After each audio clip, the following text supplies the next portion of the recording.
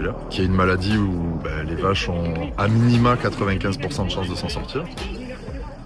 Ça n'a aucun sens, donc on est là pour essayer d'empêcher cet abattage et de soutenir les éleveurs. C'est un peu le même principe que le Covid, quoi. C'est les principes de précaution poussés à l'absurde pour une maladie qui n'est pas transmissible à l'homme. Aujourd'hui, si elles sont euthanasiées, vu qu'en plus elle va être piquée, c'est 100 tonnes de viande bovine qu'on va jeter, 210 animaux de concours en plus, les mères, les bébés, tout qui vont être tués.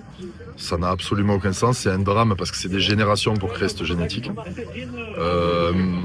En une vie, on ne recrée pas une telle génétique, donc c'est inestimable. Moralement, c'est fou parce que c'est des générations pour créer ça. Donc vous perdez ce qu'ont créé vos grands-pères, vos arrière-grands-pères avant vous. Il n'y a pas les mots. Moi, si je devais être un méchant complotiste, je te dirais le Mercosur, la destruction de l'agriculture française, la perte de la souveraineté alimentaire, puisque l'urgence, et ça, vous êtes important sur ça chez Cocopelli, c'est défendre la souveraineté alimentaire et l'accès aux semences, notamment via Cocopelli, mais c'est la souveraineté alimentaire, en fait, qu'on soit de gauche ou de droite ou du centre, de ce qu'on veut, quoi qu'on pense, c'est fondamental parce que sans souveraineté alimentaire, on n'a plus aucune liberté. On peut faire une révolution demain, c'est le pays qui nous fournira en bouffe qui décidera de qui commande.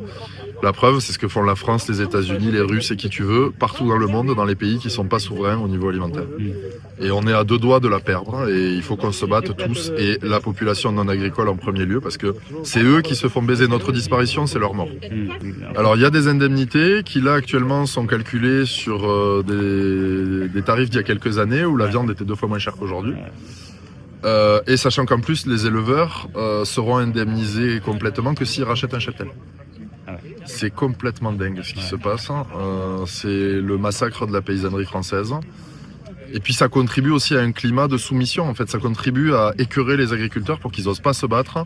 Et on fait ça partout. L'un des secteurs les plus sinistrés, c'est la viticulture. La viticulture, il n'y a aucun projet de réforme structurelle pour sauver la viticulture. C'est prime à l'arrachage, prime merdique en plus. Et c'est prends ton billet et va te pendre. C'est un peu ça le message. Et la PAC, écoute, je suis en plus à la CR, donc voilà, c'est pas la ligne.